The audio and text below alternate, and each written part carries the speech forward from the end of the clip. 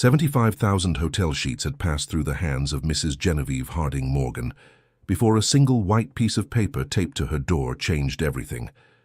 The paper appeared on February 14th, 2026, a Saturday morning, stuck with clear packing tape onto the wood of the front door on Hidalgo Street, going up toward Little Cedar Hill in the Holy Cross neighborhood of Marshall County, Tennessee. It was a plain white sheet of paper. Mrs. Genevieve was coming back from the Reform Street Farmers Market with 2 blue plastic bags. One held cleaned collard greens, and the other held a quarter-pound of farmer's cheese from Amelia County that Mrs. Eulalia had sold her from stall number 14, the one in the back.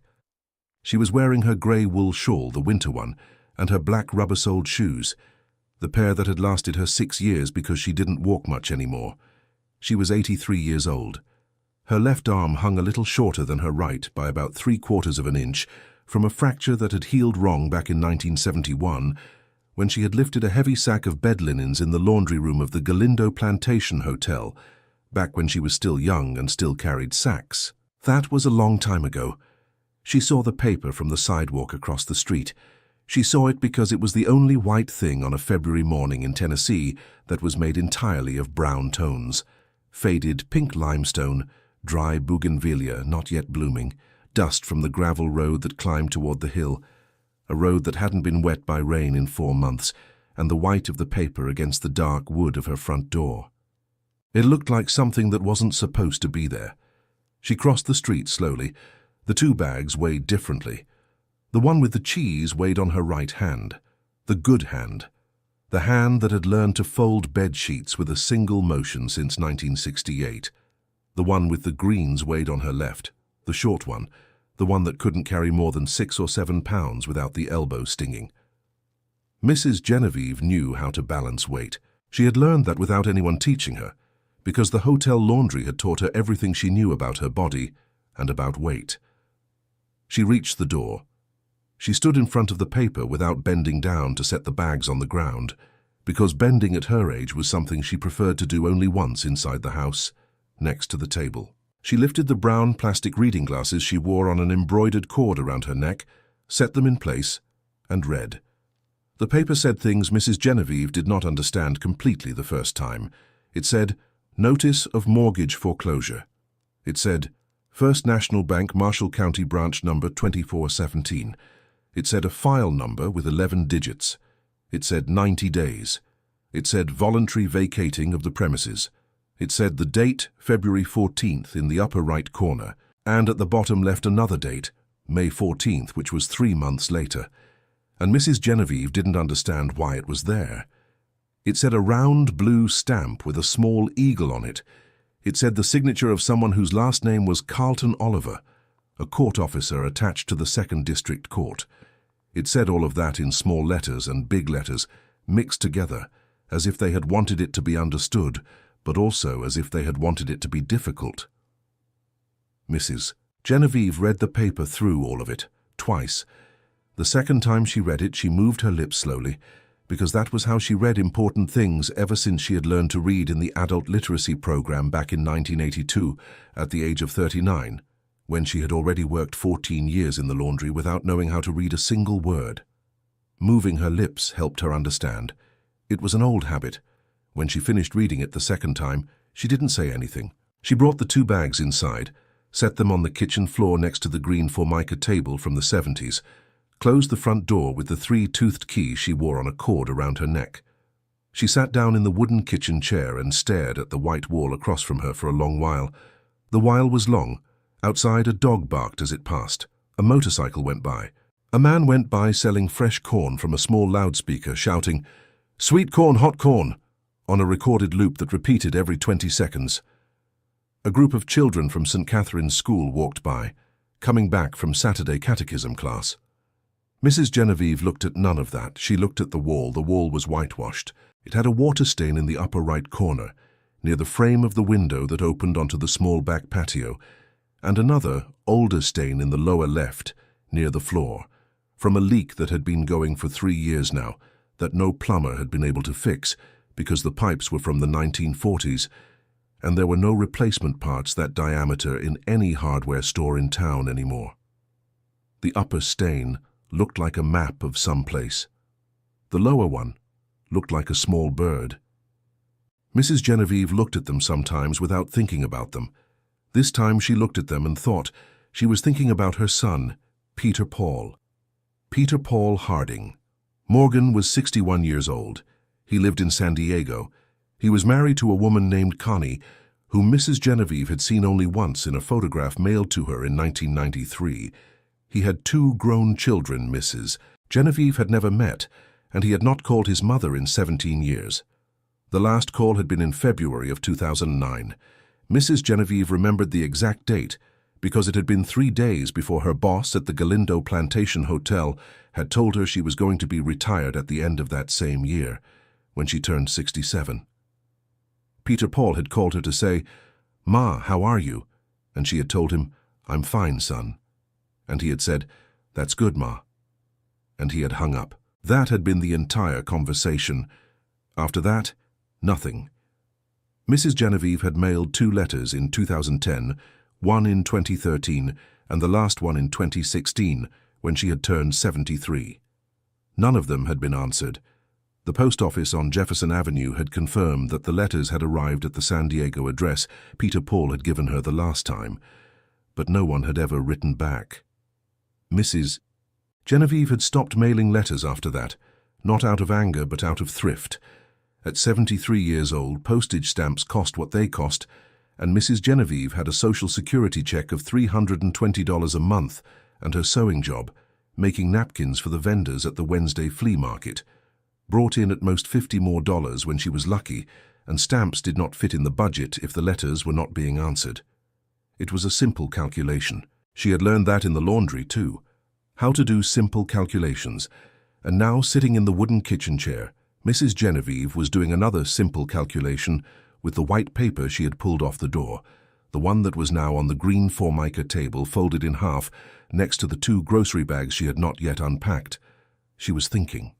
She was thinking that the paper talked about a mortgage. Mrs. Genevieve had never signed any mortgage in her life. The house on Hidalgo Street, going up toward Little Cedar Hill, was hers. Her maternal grandmother, Mrs. Margaret Morgan Vincent, had left it to her in her will in 1979, when Margaret had died at the age of 71 from a pneumonia that had not been properly treated at the county hospital. Mrs. Genevieve had been 36 years old when she received the house, with a 14-year-old son and a job at the laundry. The house had been the only good thing life had given her up to that year, and she had not mortgaged it. She had not signed any bank paper. She had been to the First National Bank downtown only twice in her life, both times to cash her Social Security check, and the last time had been 4 years ago before they had switched her over to a debit card, which her neighbor Patricia Hartford had helped her get. So the paper was lying. That was what Mrs. Genevieve thought, looking at the water stain on the wall.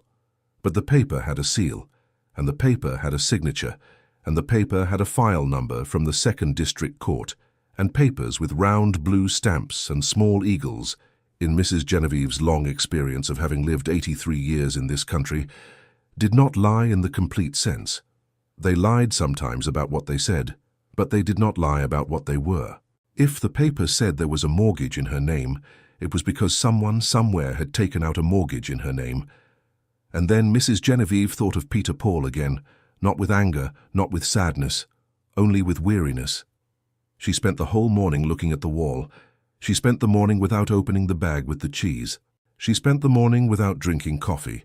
At 2 o'clock in the afternoon, she got up from the wooden chair, walked to the table, picked up the folded paper, put it inside the top drawer of the cedar sideboard where she kept old bills and prescriptions from the clinic, and closed the drawer. Then she opened the bag of greens, put them on to boil with a little salt in the old enamel pot with the chipped blue paint, took a cloth napkin from the drawer where she kept her linens, set it on the formica table, and ran her right thumb across the initial embroidered in the corner. The initial was an M. The M was embroidered with white thread on bone-colored linen. It was an antique M, made with stem stitch, with 2 curves at the top and a straight base. Mrs. Genevieve had received that napkin, along with 11 others, as a set of 12 when she had turned 3 years old in 1948. It was a gift from her grandmother, Margaret. All 12 napkins had the M embroidered in the lower right corner, because her grandmother Margaret was named Margaret. Mrs. Genevieve had never used the napkins for guests or for big meals, because at 3 years old, there had been no guests and no big meals, and afterward there had been none either, because Mrs. Genevieve's life had never had guests or big meals, but she had kept the napkins, and every time she folded them, once a month when she took them out to air them, she ran her right thumb across the embroidered M 75 years doing that gesture. Her right thumb knew the M better than many other things in the world. It knew the two curves, it knew the straight base, it knew the spot where the white thread had loosened a little over time, where the weave of the linen had opened just slightly, and it knew the exact place where her grandmother Margaret had tied a tiny knot on the inside of the napkin to finish the embroidery. This afternoon, February 14th, Mrs. Genevieve ran her thumb across the M 4 times in a row. That was something she did when she was thinking about something big, something she did not yet know how to say to herself. And what she was thinking that afternoon, what she was slowly telling herself in her head while the greens simmered in the enamel pot, was that if there was a mortgage in her name that she had not signed, then someone had signed it for her. And if someone had signed it for her, that someone was probably her son, because her son was the only person in the world who had a copy of her birth certificate, which had been sitting in a cardboard box in San Diego for years. Her son had asked her to send it in 2018 for some paperwork. That was what he had told her over the phone once. Mrs. Genevieve had mailed the certified copy by registered mail without asking what the paperwork was for, because her son had told her it was paperwork, and she had trusted him. That had cost her. Thinking about that took her the rest of that afternoon, all of that night and the next morning of Sunday, February 15th. On Monday the 16th, she went to the hardware store on the corner, the one belonging to Patricia Hartford Sullivan, who was 49 years old and sold nails, light bulbs, brushes, paint, wire, hose, padlocks, and just about everything else. And she asked permission to use the landline. Patricia let her use it. Mrs. Genevieve called the Senior Citizens Legal Aid line.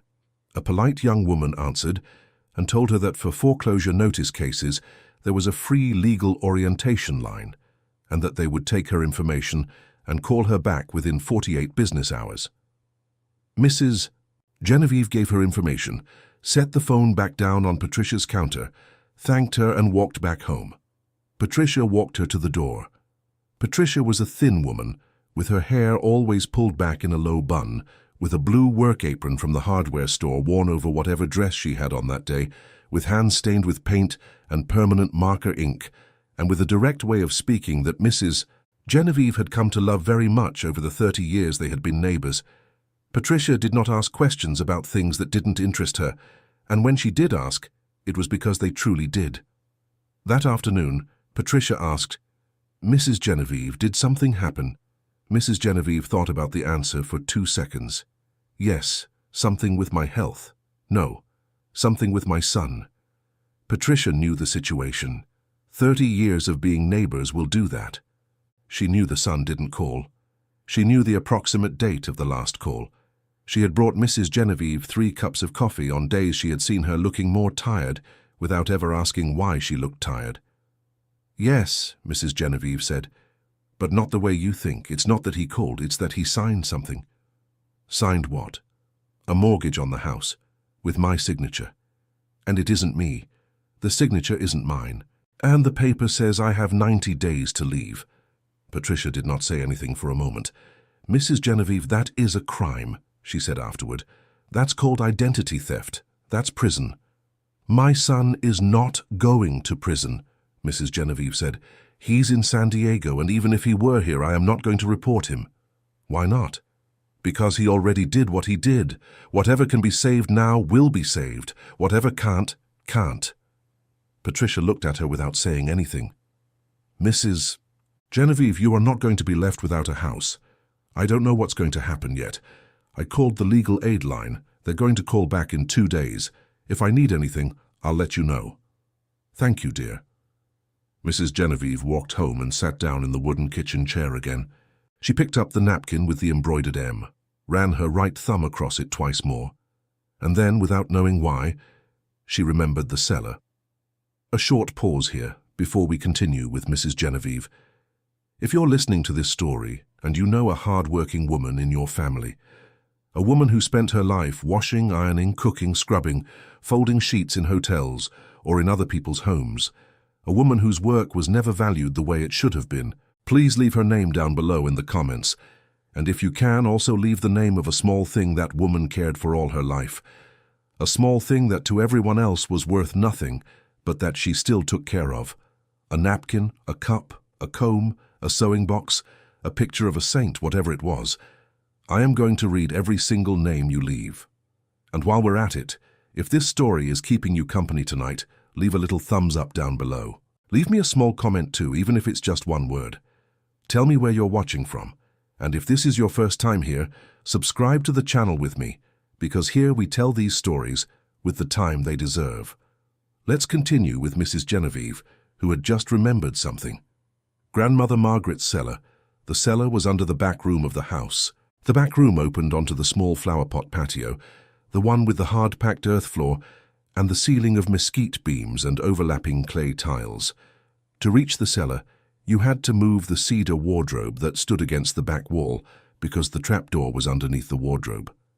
Mrs. Genevieve had not moved the wardrobe since 1979. When she had inherited the house, when her grandmother Margaret had died, the wardrobe was already placed exactly over the trapdoor. Margaret had put it there herself in 1962, according to what she had said only once. Mrs. Genevieve had been a teenager then, and she remembered her grandmother's words, spoken one afternoon in the patio without looking at her, as she washed some herbs in the stone basin.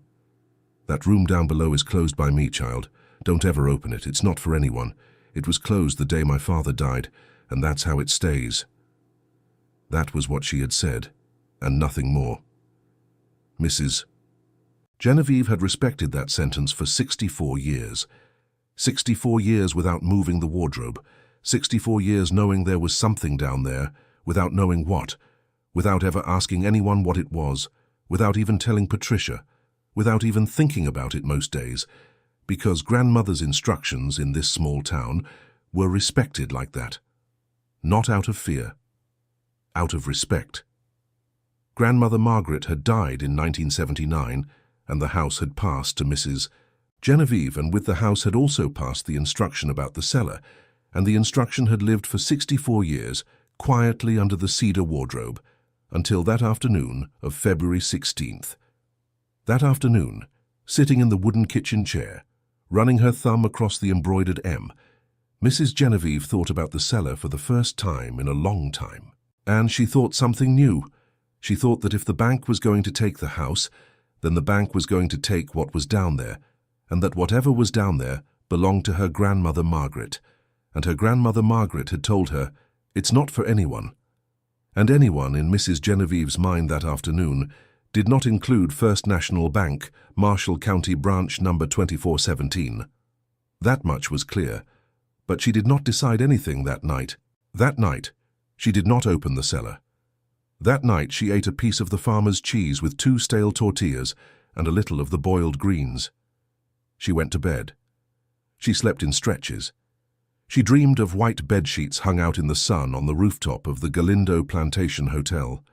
She often dreamed of that when something was stirring inside her head.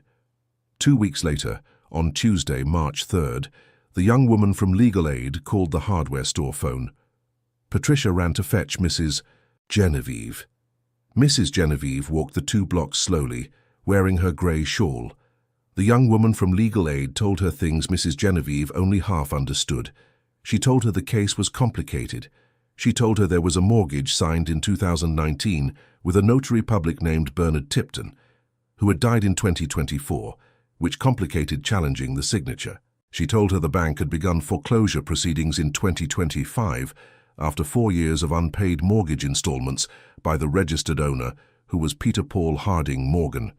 She told her the case could go to a nullification trial, but that it would take between 3 and 5 years, and that Mrs. Genevieve, given her age, could turn to an alternative housing arrangement in the meantime.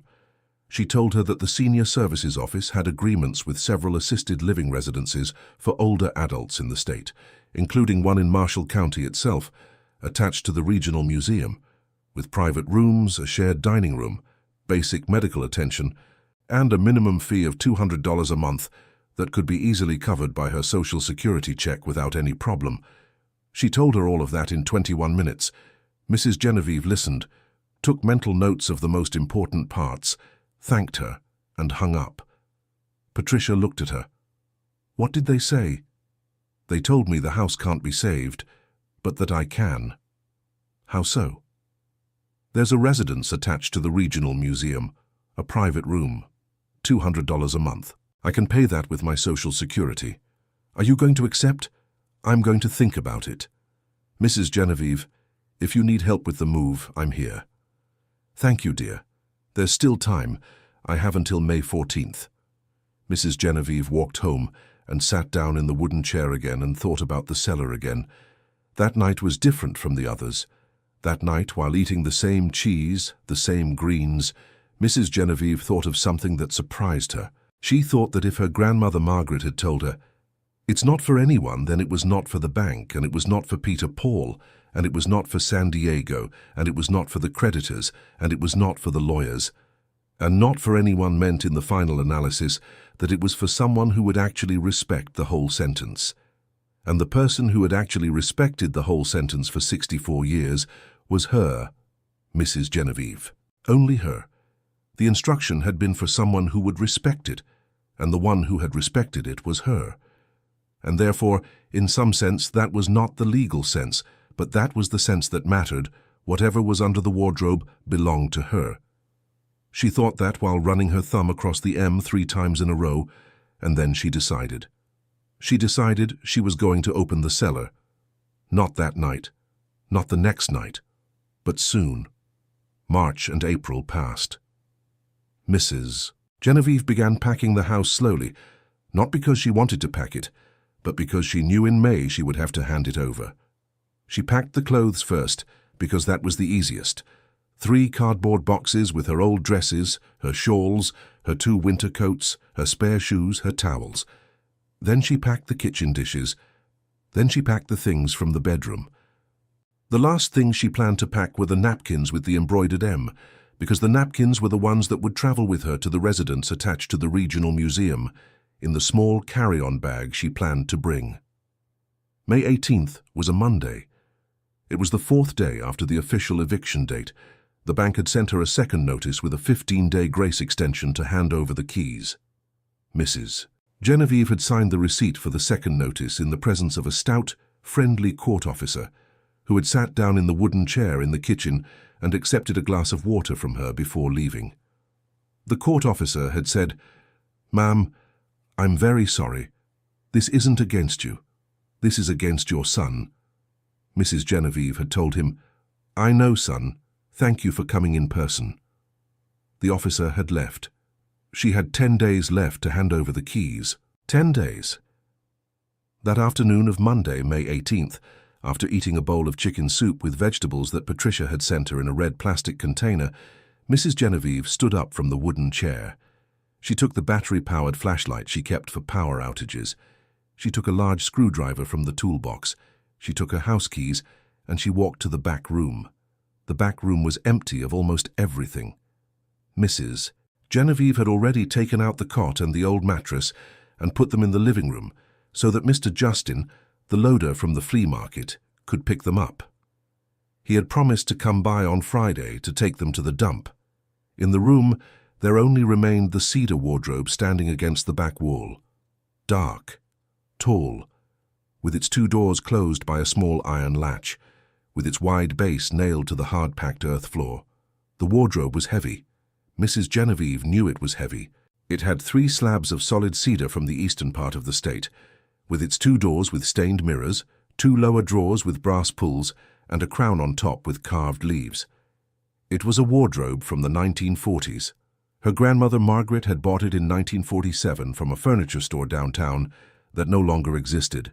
Mrs. Genevieve knew the date because grandmother Margaret had told her once, and the wardrobe weighed what a wardrobe of solid eastern cedar with 3 slabs weighs, which was something Mrs. Genevieve, alone at 83 years old, with one arm shorter than the other, was not going to be able to move. She tried twice. The 3rd time she went to the hardware store. "Patricia, I need a favor. she said from the doorway. "Tell me, Mrs. Genevieve. I need you to help me move a wardrobe so I can pack. What's underneath?" Mrs. Genevieve looked at Patricia for one long second. "I don't know," she said. "I've gone 64 years without knowing." Patricia did not ask anything else. She closed the hardware store with a padlock, hung up the cardboard sign that said "back in 1 hour," grabbed her keys, and walked the 2 blocks with Mrs. Genevieve to the house on Hidalgo Street. Moving the wardrobe took them 40 minutes. 40 minutes of pushing, of resting, of pushing again, of putting a folded towel under the legs so it would slide better, of resting again, of pushing inch by inch, until the 2 women managed to slide it a full yard to the left and uncover a square of hard-packed earth floor that looked exactly the same as the rest of the floor, except for one thing, except for a thin seam. A very thin seam about 1.5 inches long in the packed earth, which drew a perfectly straight line where there should not have been one. And next to the seam on the right side, there was a small iron ring, rusted, almost sunken into the packed earth, that Mrs. Genevieve did not remember ever having seen before. Patricia knelt down to look at it. "Mrs. Genevieve, this is a trapdoor." "I know. It's set flush with the floor. It's been here a long time. At least 64 years. Should we open it?" Mrs. Genevieve took her time to answer. She adjusted the grey shawl on her shoulders. She ran her right thumb across the palm of her left hand, a gesture she had when she was about to do something big, a gesture that resembled the napkin gesture, but that she made when the napkin was not within reach. She breathed in deeply once. "Yes," she said. "We open it." Patricia put the large screwdriver into the iron ring, levered carefully, and the trapdoor lifted with a dry creak of old wood, revealing a square black hole about 3 feet by 3 feet, from which immediately rose a smell. A smell Mrs. Genevieve recognized, a smell of candle wax that had been put out decades ago, of cold earth, of old metal, of aged felt cloth, of linseed oil dried on top of wood. And something else beneath all of that, a smell that reminded Mrs. Genevieve of the sacristy of the old downtown church, when she had been taken as a child in 1949 to her cousin's first communion, and the priest had opened a silver chalice case to show it to the children. That was the smell of old silver. Patricia grabbed the flashlight and switched it on. "I'll go down first, Mrs. Genevieve." "No, dear, I'll go. It's from my grandmother."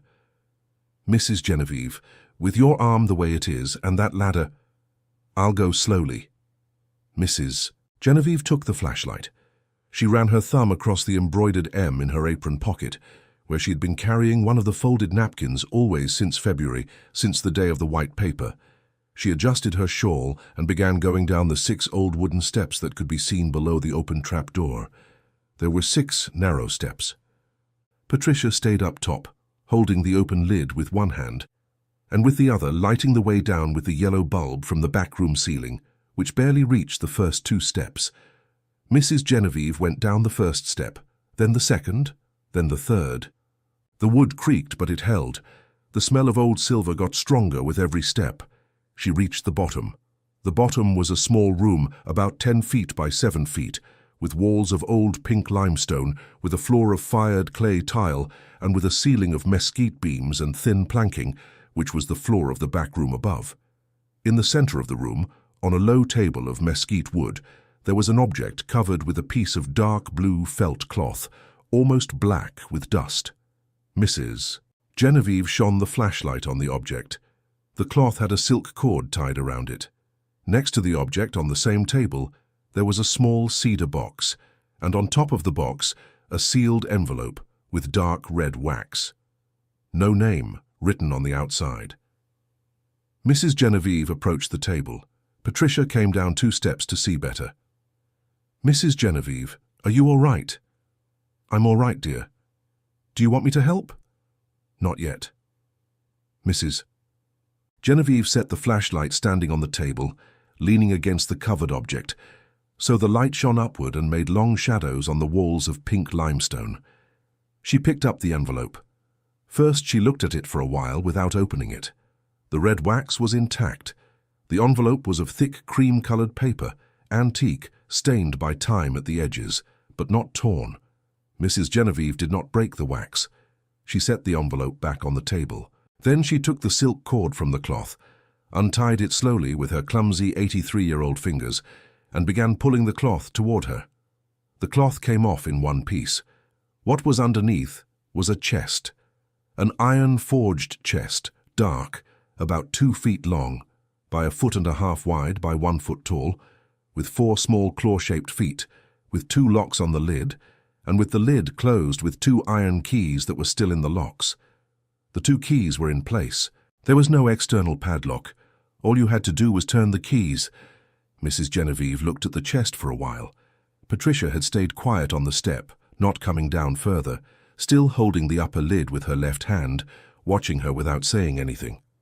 Mrs. Genevieve ran her right thumb across the M in her apron pocket twice, and then she reached out her hand toward the first key. She gripped it between her thumb and index finger, and slowly began turning it to the right. The key turned a quarter turn, then halfway. The key was heavy iron, and turned with the calm fluidity of fittings that have been kept oiled by the oil of the years. Mrs. Genevieve, 83 years old, left arm 3/4 of an inch shorter, right thumb with the memory of 75 years of an embroidered M, heard inside the chest the dry sound of the first bolt releasing. The sound rose through the limestone cellar. It rose up through the old wooden staircase. It rose up to the back room, and through the door of the back room, which had been left ajar when the 2 women had entered an hour earlier, it went out into the small flower-pot patio, and from the patio, it went out through the small open kitchen window onto Hidalgo Street, going up toward Little Cedar Hill, where a woman from the neighborhood who happened to be walking in the opposite direction, a new neighbor Mrs. Genevieve did not know, heard the dry sound without knowing what it was, and walked on. Mrs. Genevieve reached out her hand toward the second key, gripped it the same way, and began to turn it. Meanwhile, on the steps, Patricia Hartford Sullivan, who was still on the second step from the trapdoor with her hand on the lid, could not quite decide whether to go down another step or stay where she was, because inside the chest, beneath the 2 iron keys that Mrs. Genevieve was turning one after the other, there was something that neither of them yet knew what it was, but that the smell of old silver of the pink limestone room had already begun to tell.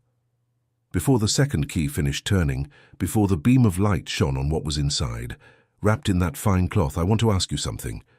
If you've made it this far and you feel the same curiosity Mrs. Genevieve feels, subscribe right now to the channel, leave your thumbs up, and write in the comments where you're watching from and what you think Grandmother Margaret hid 64 years ago. Do it now, because the second key is beginning to turn and the chest is about to open.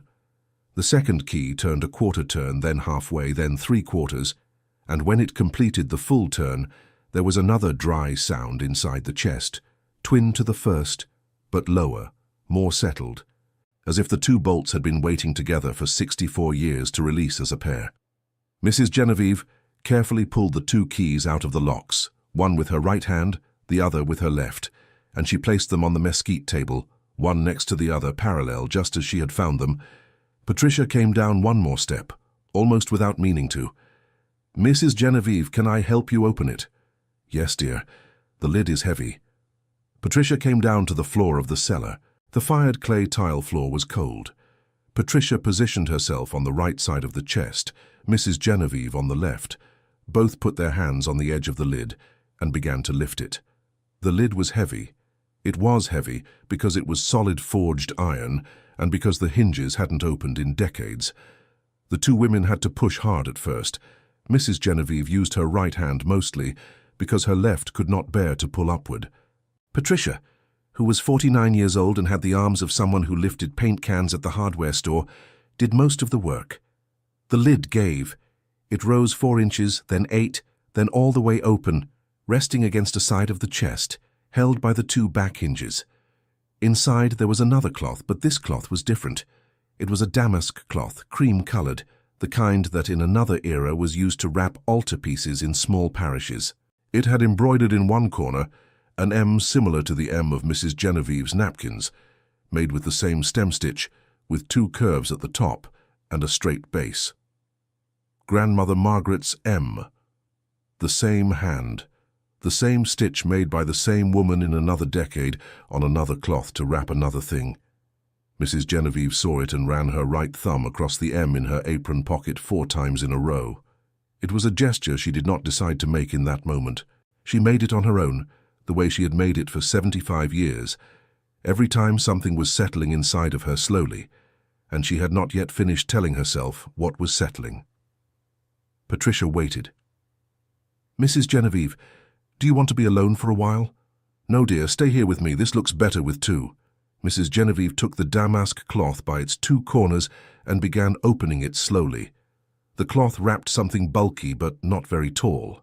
Mrs. Genevieve separated the 2 corners, then the other 2.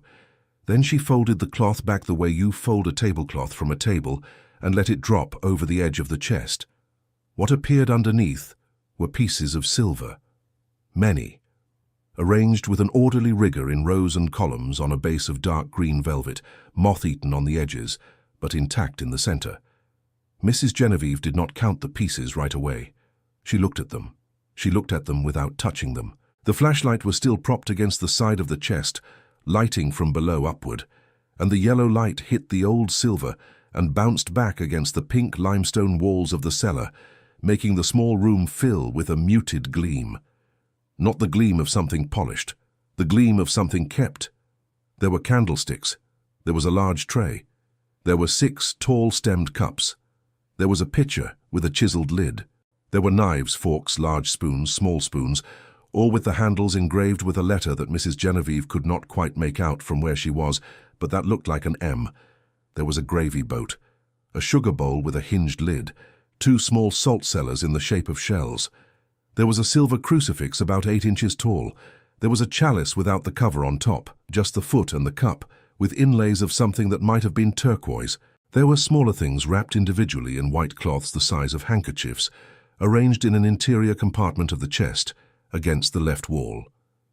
Mrs. Genevieve counted those cloths without touching them. There were 8. What was visible at first sight, what occupied the top of the chest, not counting the 8 small cloths, was 39 pieces. Mrs. Genevieve counted them 3 times to be sure. 39 plus 8. 47 pieces. Patricia stood there looking at her without saying anything for a long time. Then, in a low voice, as if speaking too loudly would stain the air of the cellar, she said one thing. "Mrs. Genevieve, this is not just any silver." "I know." "This is old silver, Mrs. Genevieve. This is church silver. This must be at least 200 years old." "Older, dear. Older." "How do you know?" "Because my great-grandfather worked silver in this state, and my great-great-grandfather before him. This comes from before. This comes from when that part of the family still had this." Patricia did not entirely understand what Mrs. Genevieve had just told her. Mrs. Genevieve did not entirely understand it either. She had said it from a memory that was not hers. That was a memory heard as a young woman from Grandmother Margaret, in loose sentences that had been dropped over the years without anyone ever putting them together into a whole story. Mrs. Genevieve remembered the envelope. It was still on the mesquite table next to the open chest, sealed with dark red wax. She picked it up. She lifted it to eye level. No addressee on the outside, just the envelope and the wax. Mrs. Genevieve ran her thumb across the red seal. It was intact, 64 years of red wax unopened. Patricia looked at her. "Mrs. Genevieve, that letter you'll want to read alone." "Yes, dear, but not in this cellar. We can't see well down here. Let's go up." They went up. Patricia first, because Mrs. Genevieve did not want anyone watching her from behind as she climbed the 6 steps with her shorter left arm. A small vanity Mrs. Genevieve still kept at 83 years old, one that Patricia, after 30 years of being neighbors, had already learned to respect. Mrs. Genevieve climbed up behind, slowly, with the sealed envelope in her right hand and the unlit flashlight in her left, until she set foot once again on the packed earth floor of the back room. She left the trapdoor open. Patricia asked if she should close it. "No, dear. Later. First I read this." The 2 walked to the kitchen. Mrs. Genevieve sat down in the wooden chair. Patricia stood beside her, not knowing whether to sit down or to leave. Mrs. Genevieve pointed at the other chair with her chin. Patricia sat down. "Dear, do you read fast?" "Yes, Mrs. Genevieve." I read slowly, and that's from the adult literacy program in '82, not from my head. You read it out loud. I'll listen. Mrs. Genevieve, are you sure? Sure. It's better with two. Mrs. Genevieve passed her the envelope. Patricia took it, removed her blue apron and hung it on the back of the chair. She set the envelope in front of her on the green formica table. She took a small pocket knife out of her skirt that she always carried from the hardware store, and with the tip of the knife, carefully so as not to tear the paper, she pried the red wax off the seal. The wax broke into 3 small pieces. Patricia set them aside on the table. She opened the envelope. Inside there was a single sheet folded in fourths, thick paper, cream-colored, the same as the envelope, unlined, written on both sides with black ink in a slanted hand, firm, with the P's and G's stretched down into the line below, and with the dots over the I's made like little dashes. Patricia unfolded it and began to read out loud. To whoever finds this. That was the first line. Alone. Centered. Patricia waited 3 seconds. Mrs. Genevieve nodded. Patricia continued, What is here below is not silver, although it looks like silver. It is memory. It is what was left to me from my father, Andrew Morgan Crest, when he died in 1962. And it is what he made me promise would never be sold to spend, nor for debts, nor for need, nor to have a fine house, nor to have a fine dress, nor for anything that ends. My father received it from his father, and his father from his, and so backward, to where the family count no longer reaches. It reaches at least to 1810, because I have the master ledger of the Morgan house, which my uncle Ignatius wrote in 1864, and the pieces are listed there one by one, with the date of when they entered the family, and from whose hand. Some are from before the ledger, some are from the 17th century. There is a salt cellar and a chalice that are colonial era, from East Coast silversmiths, marked on the back with the assay stamp. Some are from the 19th century. Some are from the 20th. The newest one was made by my Uncle Bernard in 1922, and those are the 2 small salt cellars. The rest is older. Patricia paused for a second. Mrs. Genevieve moved her head slowly, as if to say, Keep going. I closed this cellar in 1962 when my father died, and the family fell apart because of debts he had not told me about during his life. If I had sold this then, I would have paid the debts and would still have had the house and a comfortable life. I did not sell it. I obeyed my father. That cost me 40 years of working at whatever I could find, first at the dairy of Mr. Aurelius, then cleaning houses, then sewing clothes to order. I do not regret not having sold it. If I had sold it, I would have eaten it. What is sold to eat gets eaten, and then one is left without having eaten and without the thing. I learned that watching other families. I am not writing this for anyone in particular. I do not know who is going to open this chest. Perhaps my granddaughter Genevieve, who is still a girl when I write this in 1976, and who seems to me the most upright of the family, the one with the quietest head. Perhaps my great-grandchild, who has not yet been born. Perhaps a bank buyer who is going to keep the house from some mortgage. Perhaps a thief. I don't know. What I do know is what I am asking of whoever finds this, whoever they may be. Patricia breathed in deeply. Mrs. Genevieve had her 2 hands joined on the formica table, one on top of the other. Her right thumb was still. I ask 3 things. 1. Do not give it to the bank. If you find it because there is no longer any way to save the house, and the bank is inside the house, do not give it to the bank. The bank does not know what it has in its hands, and will not pay you what it is worth. The bank will sell it to a fence, and the fence will melt it down, and the memory of 6 generations will dissolve in a vat of lead to make investment coins. No. 2. Do not sell it to a fence for the same reason, and do not sell it to an antiques dealer, because the good antiques dealers are in the big city and they are few, and the others cheat older people. You will sell it badly, and you will feel afterward that you sold your own people. It is better not to sell it. 3. Find the master at the museum.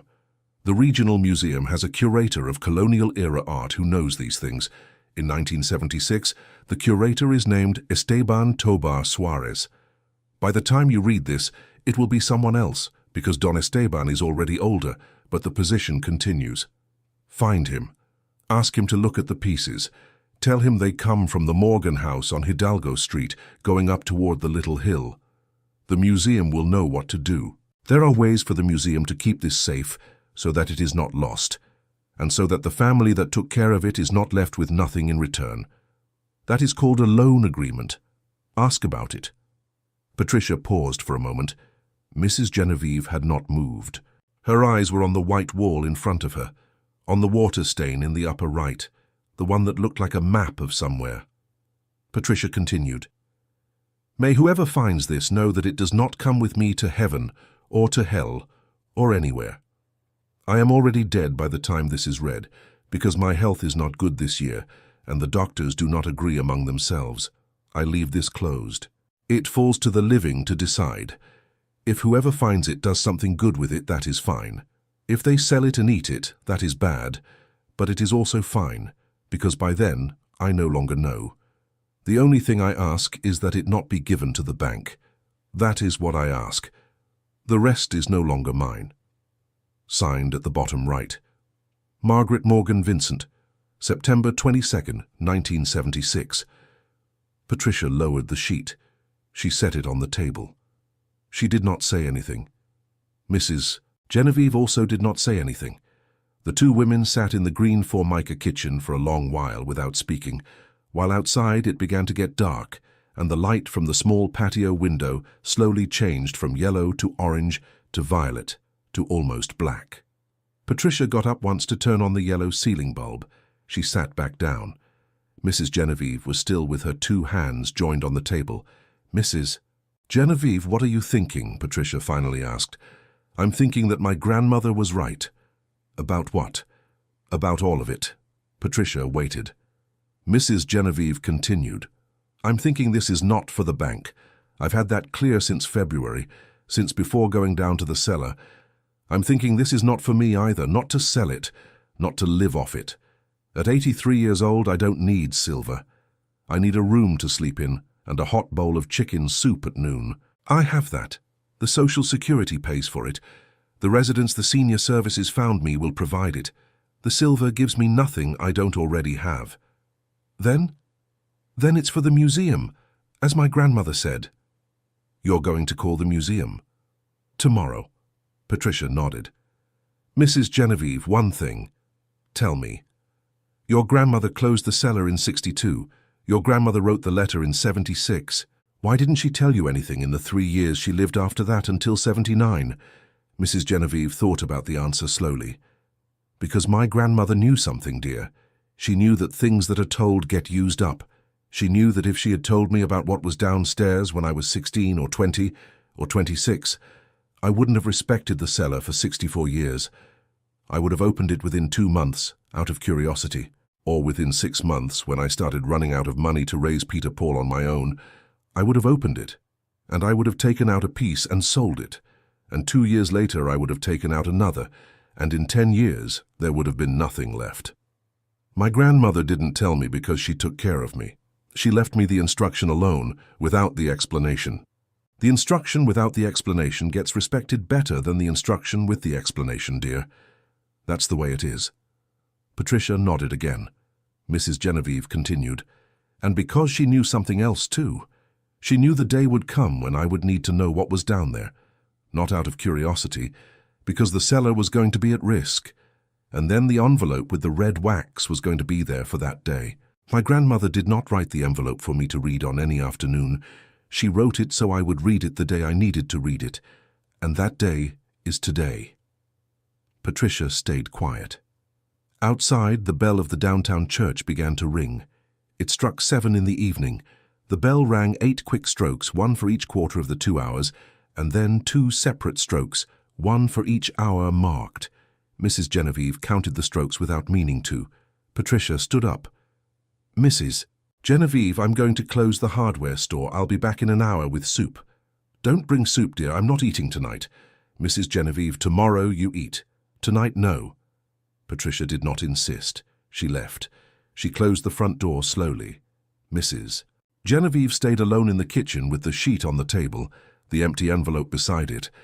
The 2 iron keys still upstairs in the back room next to the open chest, the small pieces of red wax in a tiny pile, and the napkin with the M in her apron pocket against her right thigh. She ran her thumb across the M twice. Then she turned off the bulb. Then she went up to the back room with the flashlight, closed the lid of the chest carefully, left the 2 keys in the locks but without turning them, so she could be sure the next day that it could be opened again. She closed the trap door. She left the wardrobe shifted a yard to the left because she did not have the strength to push it back, and she went down to the kitchen. She lay down on the cot in the living room, on top of the mattress that was already wrapped in plastic for Mr. Justin to take away on Friday, still unwashed from the last night, still with her old feather pillow. She slept. She dreamed of silver. But she did not dream of the silver in the chest. She dreamed of the white sheets hung in the sun on the rooftop of the Galindo Plantation Hotel in 1972, sheets that gleamed against the noonday sun as if they were polished metal. Sheets that Mrs. Genevieve, young, 32 years old, her left arm still recently healed, had folded then one by one, 4 at a time, on the hotel rooftop, without knowing that white sheets folded in 4s under the noonday sun were going to be, for many years, the only bright thing in her life. She woke up at 5:30 in the morning. By 9 she was at the hardware store asking Patricia again to use the landline. "Mrs. Genevieve, the museum opens at 10, Patricia said. "I'll wait here." She waited, sitting in a blue plastic chair Patricia pulled out next to the counter, with her grey shawl on, watching the street go by through the open door of the hardware store without speaking. At 10 o'clock and 1 minute, Patricia dialed the number of the regional museum. She passed the receiver to Mrs. Genevieve. A polite young woman answered. "Mrs. Genevieve asked to speak with the person in charge of colonial-era art." The young woman asked the reason. Mrs. Genevieve said it was about a donation. The young woman told her she was transferring her to Ms. Chisholm, curator of colonial and pre-colonial art. She waited 2 minutes. Another voice came on the line, also a woman's, deeper, slower, with the words, "Ms. Adela Chisholm Patterson. How may I help you?" Mrs. Genevieve spoke without her voice trembling. "Ma'am, my name is Genevieve Harding Morgan. I live on Hidalgo Street going up toward Little Cedar Hill in the Holy Cross neighborhood. I am 83 years old. My maternal grandmother, whose name was Margaret Morgan Vincent, closed a cellar in 1962 in this house. She left inside a chest with 47 pieces of old silver. Some look like they're from the colonial era. There's also a family master ledger from the 19th century. My grandmother left it written that we should find the master at the museum. I am not a master or a curator or anything. I am the granddaughter. I am asking you to come and see them if you can." There was a silence on the other end of the line. Mrs. Genevieve waited. 47 pieces, you say? 47, I counted them myself, 3 times. And the oldest date that the master ledger says it has? 1810, according to the letter my grandmother left. But there are pieces she says are from the 17th century. Colonial pieces with the East Coast silversmith mark. Others from the 19th century. Others from the 20th. Another silence. "Mrs. Genevieve, are you sure of what you are telling me?" "Ma'am, at 83 years old one no longer makes things up." Miss Chisholm laughed softly. "Mrs. Genevieve, I will come personally. Does tomorrow work for you?" "It does." "What time?" "Whenever you can. I'm at home all day. I'll come tomorrow at 11 in the morning. I'll bring a colleague from cataloguing. We'll come the 2 of us alone, without press, without anyone else. I only ask one thing of you." "Yes. Don't tell anyone. Not neighbors, not family, not anyone, until we see this. If it is what it sounds like, it has to be protected from the start." "Ma'am, I have no one to tell. Only my neighbor, and she already knows." "Is the neighbor trustworthy?" 30 years. "Then that's fine." They hung up. Mrs. Genevieve handed the receiver back to Patricia. "They're coming tomorrow at 11. "Mrs. Genevieve, that's very fast." "Yes. I'll help you tidy up." "There's nothing to tidy up, dear. The house is empty. The chest is downstairs. The only thing there will be is coffee for 3, and 2 more chairs because 2 of them are coming. I'll lend you chairs." "Thank you." They got through the night, and the next morning slowly. Mrs. Genevieve dressed in the dark blue dress she wore for Sunday service, with her grey shawl with her black shoes, and she combed her white hair into a tight, low bun with 2 pins. At 10:47 in the morning on Wednesday, May 20th, 2026, there was a knock at the door. Mrs. Genevieve opened it. It was Miss Chisholm and a thin young man, tall, with small eyeglasses and a fabric bag slung over his shoulder. Miss Chisholm was 58 years old, white hair cut short, no dye, a blouse of natural linen, a long navy blue skirt, and comfortable flat shoes. The 2 women greeted each other without a hug, with a handshake. Miss Chisholm introduced the colleague. The colleague's name was Joel Salinas, and he was a metals restorer at the museum. Mrs. Genevieve invited them in. Patricia was already in the kitchen. She had made stovetop coffee with cinnamon. She had placed the 2 borrowed chairs around the green formica table. She had set out 4 cups. Miss Chisholm sat down. Joel remained standing at first. Mrs. Genevieve poured coffee without asking if they wanted any. Patricia stayed nearby, but without sitting down. Mrs. Genevieve, Ms. Chisholm began. "Before we go downstairs, I want to tell you something so you know who you are talking with." "Please." "My father was a silversmith here in town. He worked for 42 years with the Tobar Suarez family, the museum family. Don Esteban Tobar Suarez, the one your grandmother names in her letter, was my godfather at confirmation. I grew up hearing about the Morgan house from this town because Don Esteban would mention it sometimes, when he would tell my father about the old families of this region that had once had silver and had lost it. He would mention it with respect. He used to say it was one of the families that had taken care of what was theirs and had not sold it. He said he did not know where the Morgan silver had ended up, because in the mid-20th century its trail had been lost." Mrs. Genevieve listened. "Mrs. Genevieve, what your grandmother closed in the cellar in 1962, if it is what she says it is one of the 2 or 3 complete family collections of colonial and Republican silver that still exist in this state in private hands, without having been broken up by sale. If it is what she says it is, that is why I came in person and did not send an assistant. That is why Joel came and not a clerk. Understood, ma'am. Shall we go downstairs if you will allow me? Let's go." The 3 of them went down to the cellar. Mrs. Genevieve with the flashlight, Ms. Chisholm behind her, Joel behind them carrying the fabric bag. Patricia stayed in the back room above, holding the trapdoor lid again, just like the first time. Joel took white cotton gloves out of the fabric bag, a jeweler's loop, a white beam flashlight different from Mrs. Genevieve's, a small notebook and a small instrument Mrs. Genevieve did not recognize, but which they would later explain to her was a portable spectrometer for measuring the purity of the metal without touching it. Miss Chisholm put on the gloves. She picked up the first piece with both hands. It was the large 5-armed candlestick. She turned it slowly under Joel's white light. She looked for the mark on the back. She found it. She read it out loud for Joel. "East Coast Silversmith Mark. Royal Assay. Silversmith initials AHS, year 1772. Joel wrote it down.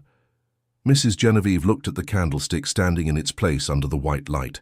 Silver darkened by 2.5 centuries, and she thought of her grandmother Margaret washing herbs in the stone basin in the patio in 1961. Ms. Chisholm picked up the second piece, the large tray.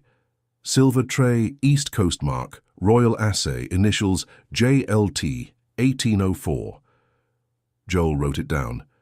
Ms. Chisholm picked up the third, the chalice, liturgical chalice, silver with inlaid turquoise, East Coast mark, initials worn by use, first half of the 17th century, 100 years older than the candlestick, probably 1730 or 40.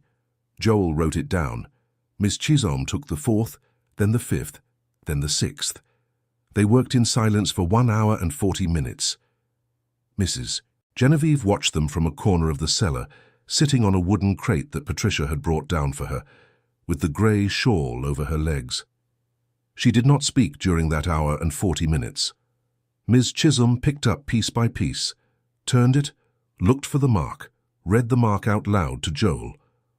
Joel wrote it down, and Ms. Chisholm returned it to its place. When they finished, Miss Chisholm took off the gloves and looked at Mrs. Genevieve. Mrs. Genevieve? Yes, ma'am. 47 pieces, none of them counterfeit, none of them plated, all solid silver with verified marks, 11 colonial, 22 from the 19th century, 14 from the 20th. The oldest, that chalice, is from the 1630s, almost certainly by the hand of a silversmith named Bernard Quiros, who worked on the East Coast for the Diocese of Michigan. The most recent, those 2 small salt cellars, were made in 1922 by a silversmith from this state named, yes, Bernard Morgan. Who must be the uncle your grandmother names in the letter? Mrs. Genevieve nodded. What do we do, ma'am? Mrs. Genevieve, this does not stay in this cellar, and it does not go to the bank, and it does not go to a fence. That is as clear to me as it is to you. What I propose, if you agree, we can discuss upstairs over coffee. They went up. In the kitchen, seated, all 4 of them, around the green formica table, Ms. Chisholm explained the loan agreement to her. She told her that the museum, with authorization from the Department of Cultural Heritage, could receive the collection on loan. That meant that the collection would remain in the custody of the museum, conserved, restored, displayed in a gallery, catalogued, insured against fire and theft, accessible to the public and to researchers, but that the legal owner in this case would continue to be Mrs. Genevieve. That Mrs. Genevieve could, if she ever wanted to, recover the pieces. That while they were on loan, the museum would assume all costs. That the museum, furthermore, could arrange for Mrs. Genevieve 3 concrete things in exchange for custody. 1. A symbolic monthly lifetime pension of $500 deposited each month into a bank account that would be opened for Mrs. Genevieve at whichever bank she chose, different from First National if she preferred. 2. Permanent housing with a subsidized rate at the residence for older adults attached to the regional museum, which was the same residence from the Senior Services Agreement that Mrs. Genevieve had already located. 3. A written commitment that the museum would also have custody of the master ledger of the Morgan House, without putting it on display, in closed archive, and that Mrs. Genevieve could visit it freely whenever she wanted. That is what Ms. Chisholm told her. She also told her a 4th thing.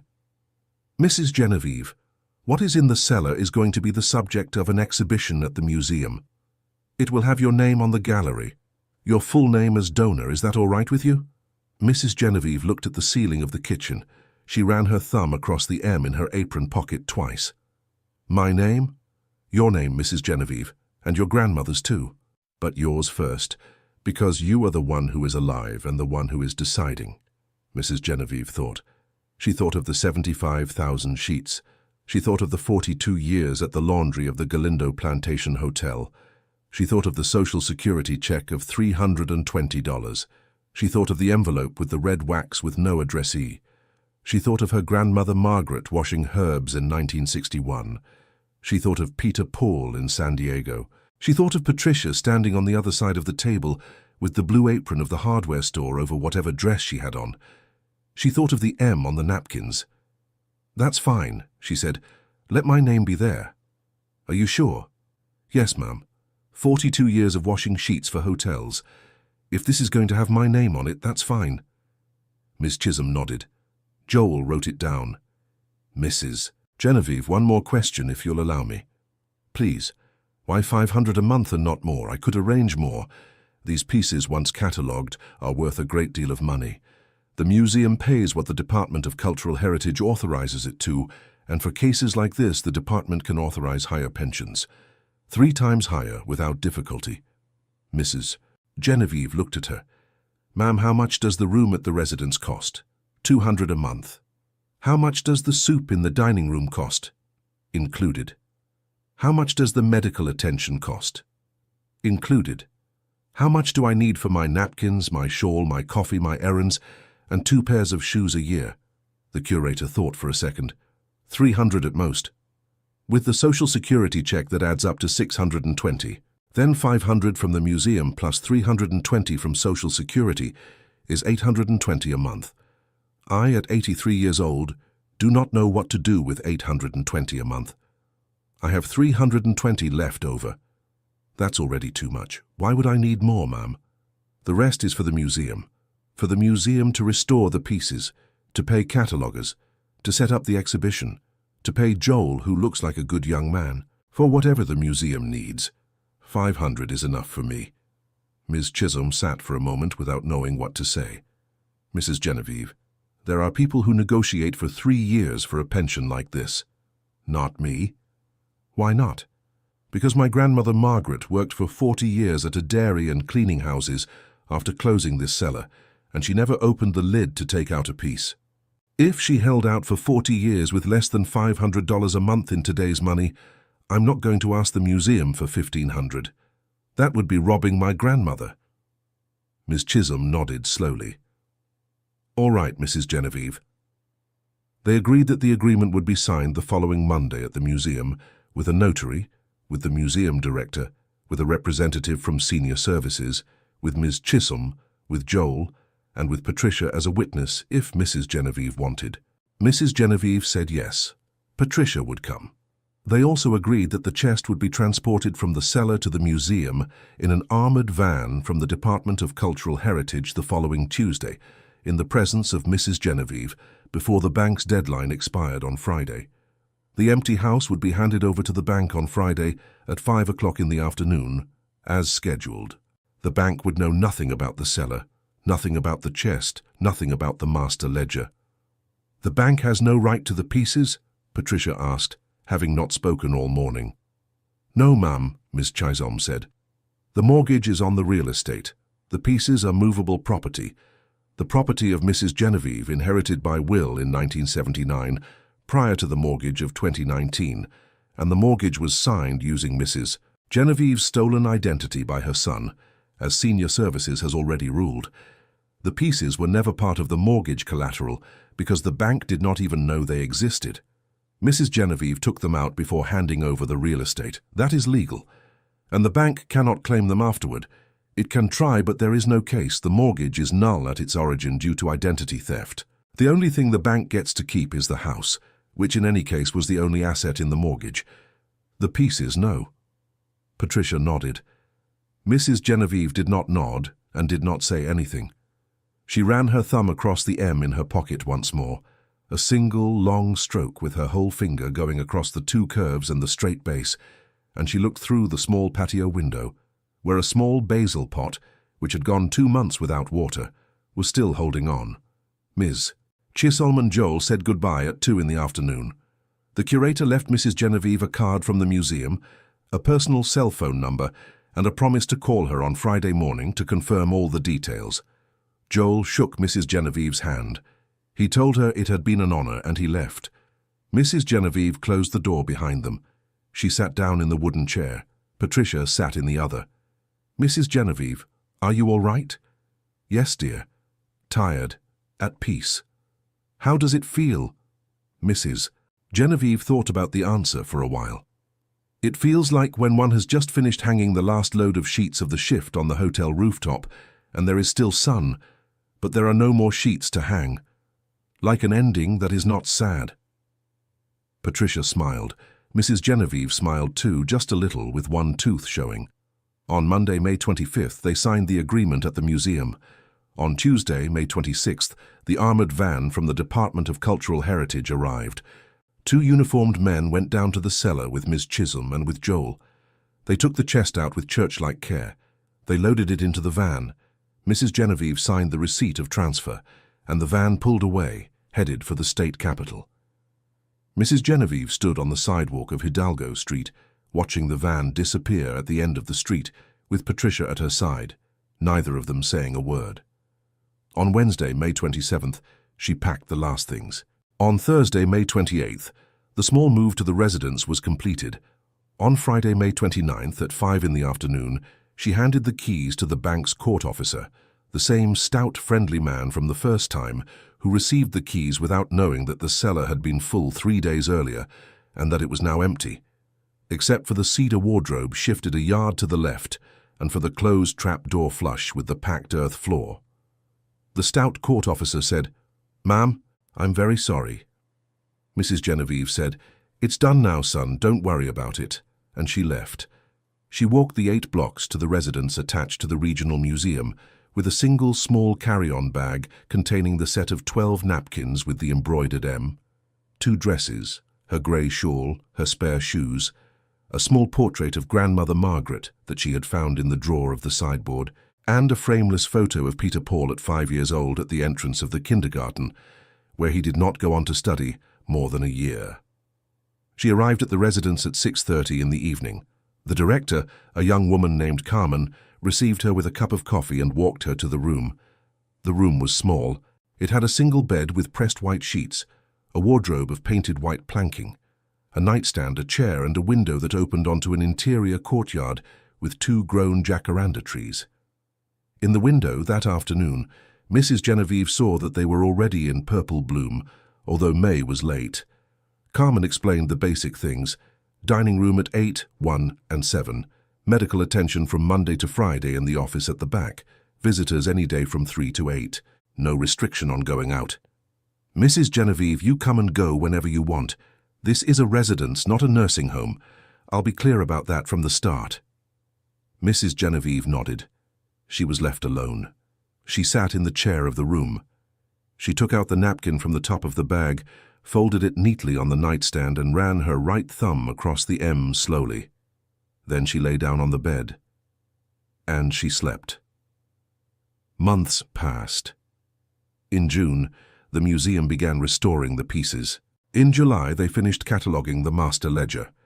In August, Miss Chisholm sent Mrs. Genevieve a formal invitation to the opening of the temporary exhibition, scheduled for September 12th, the anniversary day of the founding of the regional museum.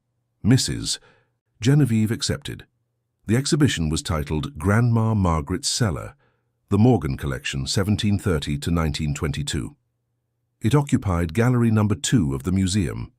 The 47 pieces were displayed on cream-colored damask cloths, the same as the one that had wrapped them in the chest, on tempered glass cases, with individual technical descriptions in English and Spanish, with a photo of the master ledger open to the page of each piece, and with a large panel at the entrance of the gallery, which carried 2 names: Margaret Morgan Vincent, 1908-1979, caretaker, 1962-1979, Genevieve Harding Morgan, 1942, caretaker, 1979-2026, donor. Mrs. Genevieve attended the opening on September 12th, with the dark blue Sunday dress, the grey shawl, the black shoes, the tight low bun, and with the M napkin folded small in the apron pocket she wore under her dress, as had been her custom for decades. Patricia accompanied her. Ms. Chisholm introduced her to 3 reporters from the state newspapers, to 2 university researchers, to the regional director of cultural heritage, and to the governor. The governor shook her hand. He said, "Ma'am, thank you for this." Mrs. Genevieve said, "Thank you, sir." She said no more. She spent 30 minutes in gallery number 2 looking at the pieces behind the glass. Then she got tired and asked Patricia to take her back to the room. Patricia took her. The next day, September 13th, a long-distance call came into the museum from San Diego. A man who identified himself as Peter Paul Harding Morgan, son of the donor, asked to speak with the person in charge. They put him through to Ms. Chisholm. Peter Paul said he had seen the news of the exhibition online. He said he was the son. He said he wanted to speak with his mother. Ms. Chisholm told him she would relay the message. That afternoon, she took the message to Mrs. Genevieve in the room at the residence. "Mrs. Genevieve, your son called." Mrs. Genevieve was not surprised. "What did he say?" "That he saw the news online. That he wants to speak with you." "Tell him no, ma'am." "Tell him no, ma'am.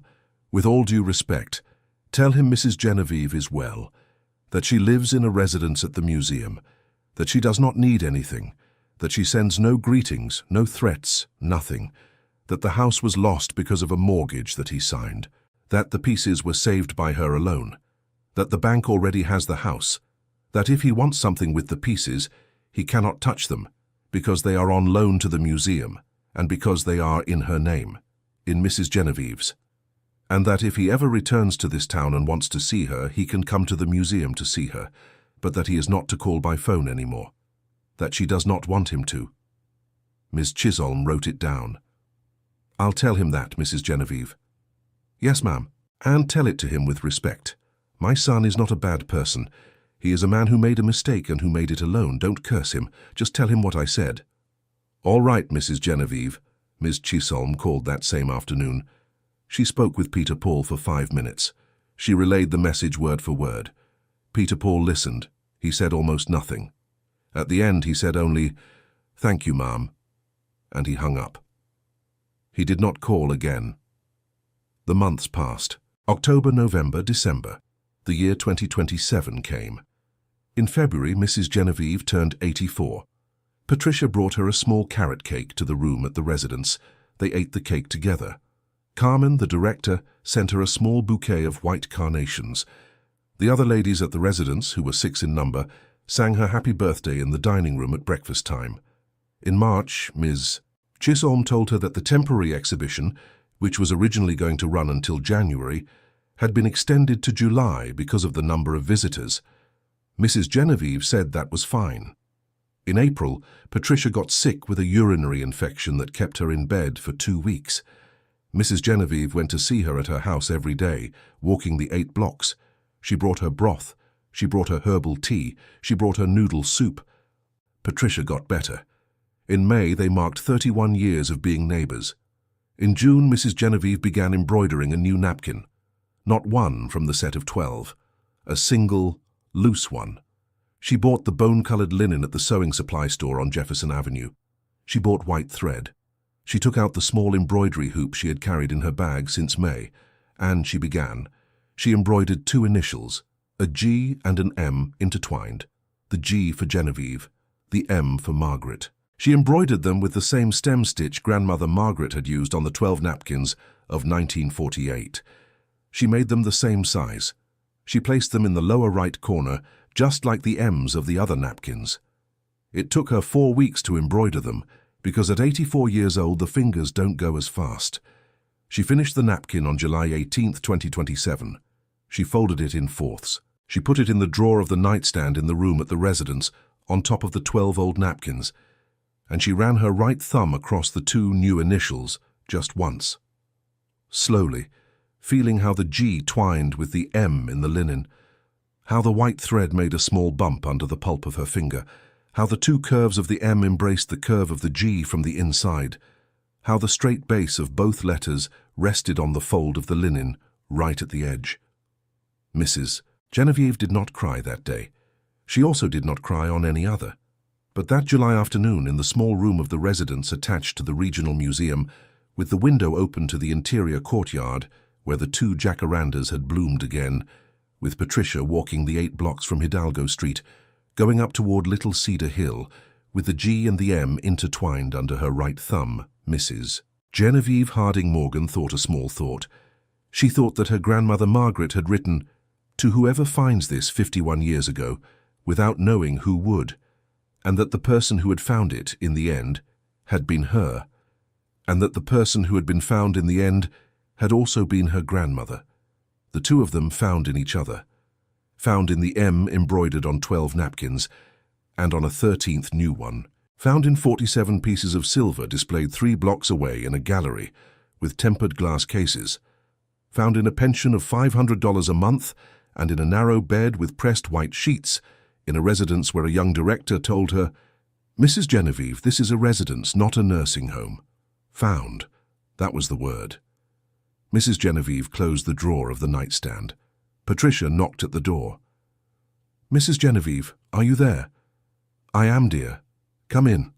Patricia came in. She was carrying chicken soup in a red plastic container and a piece of cheese bread from the bakery on Jefferson Avenue. She sat in the chair of the room. Mrs. Genevieve sat on the bed. They ate without talking much.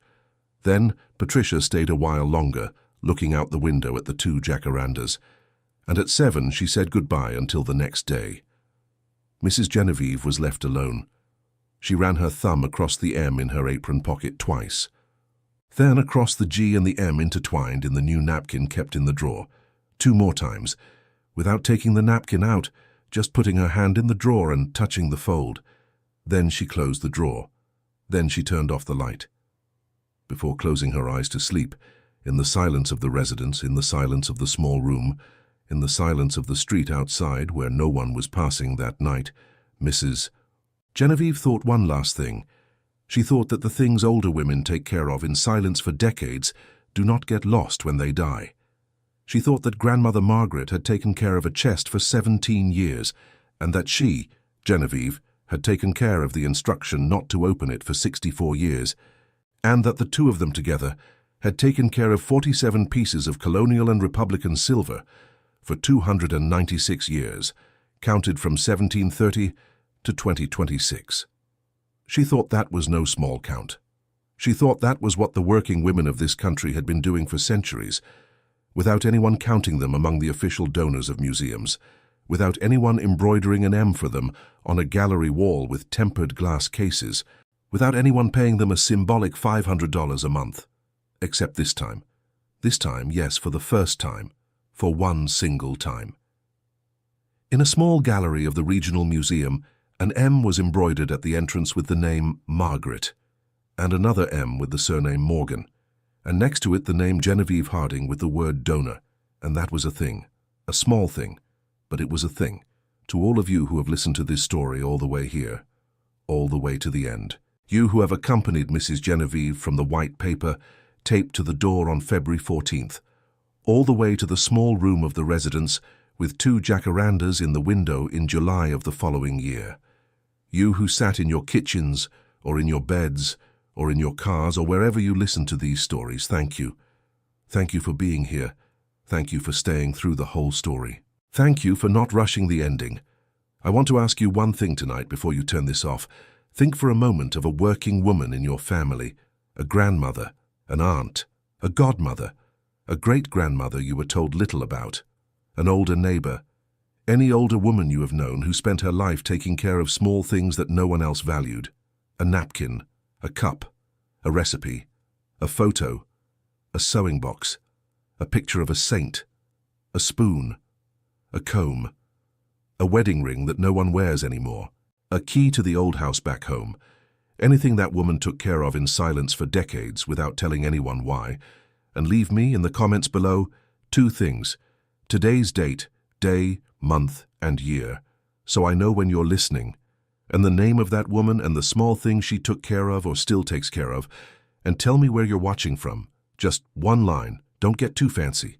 One straight line, the name and the thing, and the city or town where you are tonight. I promise you one thing too. I am going to read every name you leave below. I am not going to skip a single comment. And for the first 1,000 of you who leave the name and the date this week, I am going to reply below the comment with a single word, but a word I have thought about. For that woman and for that thing, that is my promise to you. And if Mrs. Genevieve's story stayed with you, leave a little thumbs up down below. Leave a comment, even just one word, like I said. Subscribe to the channel and turn the notification bell on if you're not subscribed yet. And share this video with one older woman from your family. Just one. The one you choose. The older sister. The godmother. The aunt. The friend across the street. The one you feel has a napkin embroidered with an initial kept in a drawer for some reason no one knows. So she knows that someone sees her. May you have a day with light.